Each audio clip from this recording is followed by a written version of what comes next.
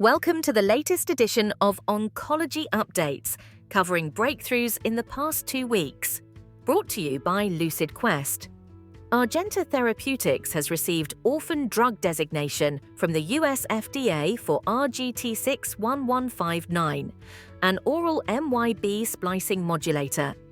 The designation applies to adenoid cystic carcinoma, where the agent is currently being evaluated in an ongoing Phase 1a/b trial for relapsed or refractory disease, as well as in colorectal cancer.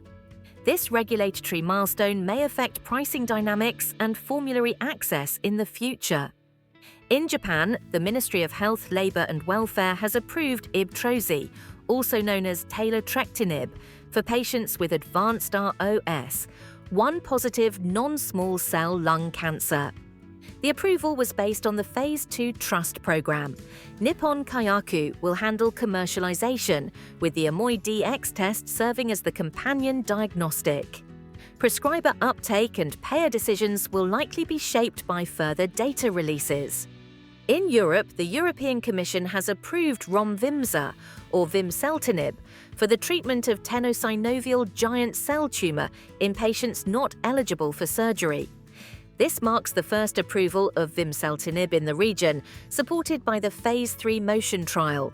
The US FDA has approved KEYTRUDA QLEX, a new subcutaneous formulation of pembrolizumab combined with hyaluronidase alpha.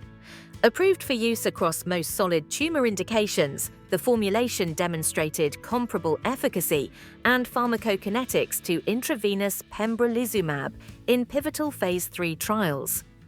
This could streamline screening, initiation, and follow-up at scale.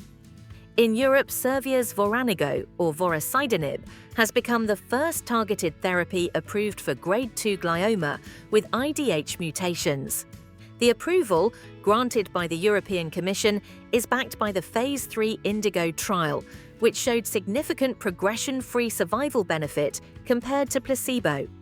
In the United States, the FDA has accepted and granted priority review to the Supplemental Biologics License application for Enhertu, in combination with pertuzumab for first-line treatment of HER2-positive metastatic breast cancer.